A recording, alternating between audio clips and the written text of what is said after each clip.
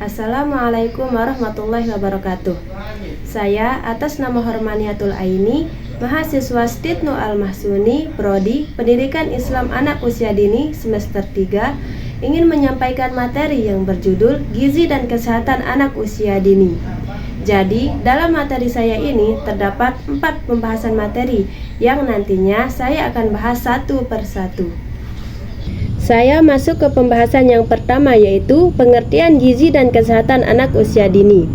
Gizi dan kesehatan bagi anak usia dini sangat penting karena mampu menunjang pertumbuhan dan perkembangannya secara optimal.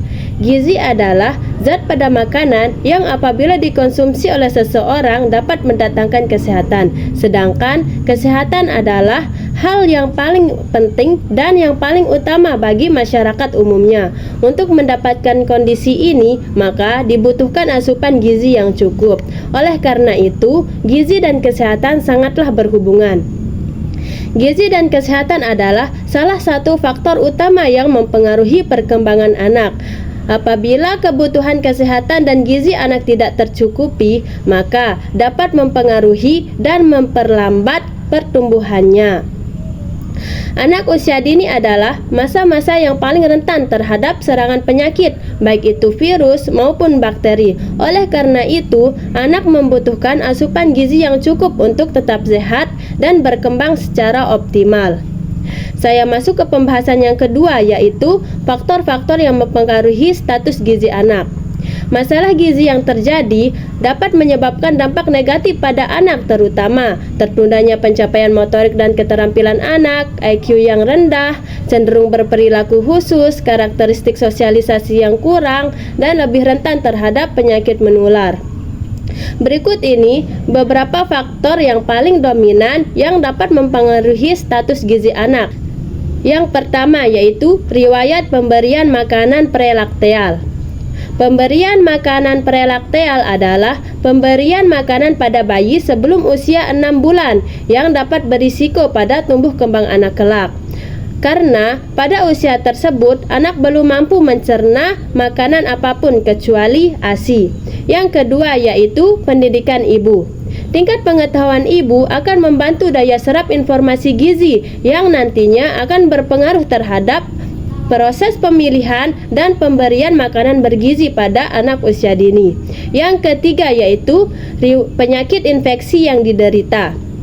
Penyakit infeksi dapat mempengaruhi penyerapan zat gizi pada anak karena dalam kondisi sakit dapat menurunkan nafsu makan pada anak dan kemampuan untuk menyerap zat gizi pada makanan pun berkurang. Yang keempat yaitu kunjungan ANC.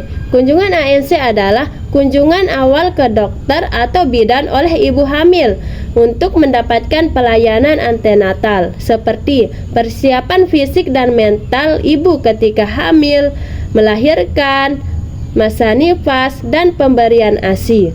Selanjutnya saya masuk ke pembahasan yang ketiga yaitu dampak gizi buruk pada tumbuh kembang anak. Dampak gizi buruk adalah kondisi yang terjadi ketika tubuh mendapatkan asupan nutrisi terlalu sedikit atau justru terlalu banyak. Dampak gizi buruk dapat melemahkan daya tahan tubuh dan bisa memicu berbagai penyakit. Pada anak-anak, kekurangan gizi dapat menyebabkan mereka mengalami gangguan tumbuh kembang anak, berkurangnya tingkat kecerdasan dan prestasi akademik, berkurangnya berat badan, dan stunting. Dampak jangka pendek gizi buruk pada tumbuh kembang anak adalah anak menjadi apatis, mengalami gangguan bicara, dan gangguan perkembangan lainnya. Sedangkan dampak jangka panjangnya adalah penurunan skor tes IQ, penurunan perkembangan kognitif, penurunan integrasi sensori, gangguan pemusatan perhatian, gangguan penurunan rasa percaya diri, dan tentu saja merosotnya prestasi akademik di sekolah. Selanjutnya saya masuk ke pembahasan yang keempat yaitu upaya-upaya peningkatan gizi pada anak usia dini.